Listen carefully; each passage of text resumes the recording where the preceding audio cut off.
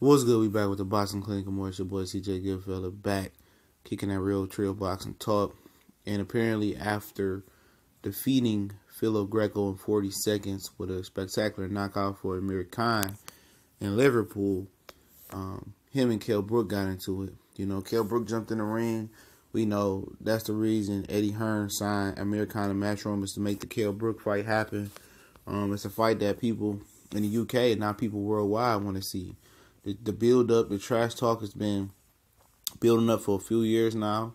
It was at a point where people thought Amir Khan would just dog him out because Kell Brook hadn't proven himself.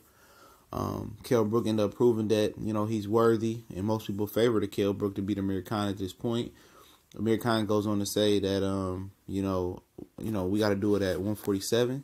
Kell Brook was telling Errol Spence, I was drained at 147, 154 would be a different story.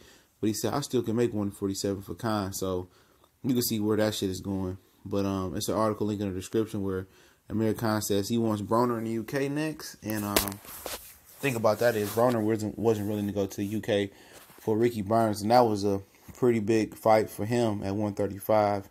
He's one of those guys that just think, he should just stay in America and Amir Khan should come to him. So if Amir Khan is banking on Broner coming to the UK, he's going to have about $5 to $7 million to even, for Broner even to consider coming over there. So a more likely venue scenario would be Amir Khan versus Broner at the Barclays Center, maybe Vegas. At this point of their careers, it's still a high matchup still. For Khan, why not? I think he fought Luis Collazo at the Barclays Center. I think Khan would be a nice little draw there.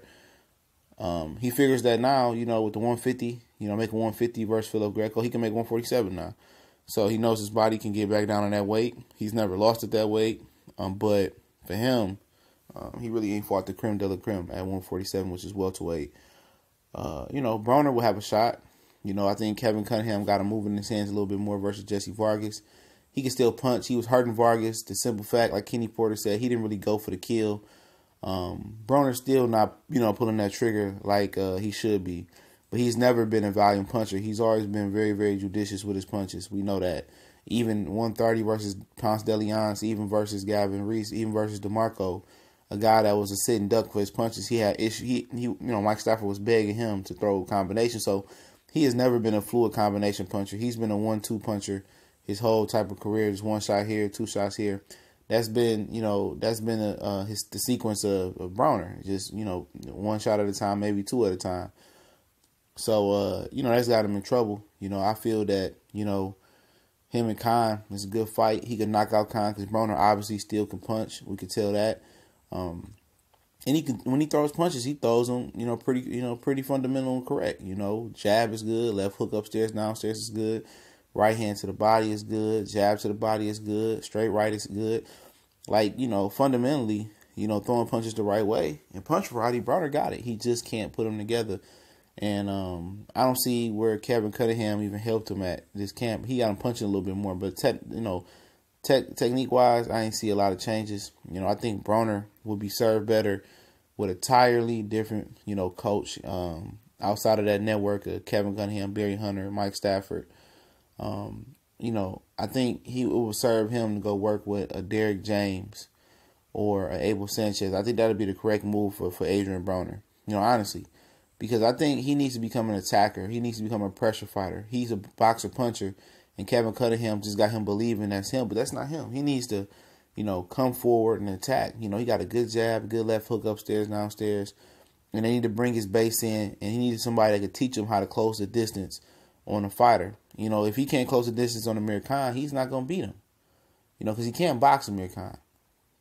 And I believe like Abel Sanchez, that whole culture, I think they can help each other. I think, training with Triple G and Gasly will be good for Broner at Big Bear in California, and the high altitude can help him.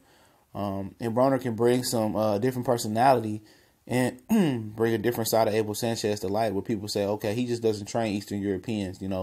He did train Terry Norris, but it's been a long time since that. Look what he did with Broner. He wasn't successful for Felix Verdejo. I don't think he was the same after the accident. But I think that Broner, they can help each other. I think, Broner could bring a little Abel Sanchez to prominence and give him a little bit of popularity. And I think I think AB can serve well from learning how to be an attacker and a pressure fighter and cut off the ring. But same for Derrick James. I think that would be a better culture fit for him with Earl Spence and Jermell Charlo and Robert Brandt. I think what Derrick James did with Jermell Charlo. He was a boxer puncher as well. He got him into being an attacker and closing the distance. Ever since the John Jackson fight for Charlo, where he was surprised at how he moved and was irky-jerky, he's pretty much improved closing the distance and cutting the ring off. And Derrick James has made 2 fighters, and I think the top 5 at cutting the ring off, and Jermell and Earl Spence. He made 2 of them, 2 of the best distance closers, and Triple G's up there as well. And if he can do that with Adrien Broner and get the technique down, because he fundamentally changed Jermell Charlo into an attacker. If he could do that with AB, I think AB would thrive, and I think he would have a hell of a chance at beating Amir Khan. I think his fundamentals, closing his base, and teaching him how to cut the ring down, and that would make him more of a fluid combination puncher, in my opinion. But him and Khan, it'd be a good fight. It'd be interesting if Virgil Hunter Health gets up to being with Khan, or will Khan stay with Joe Goosen. It was a successful training camp, obviously. But AB can knock out Broner. I think. AB can knock out Amir Khan. Excuse me. But I think Khan would be the favorite. But that'd be a dangerous fight. But they bring a lot of money. If they did in the UK or North America, probably more money in the UK.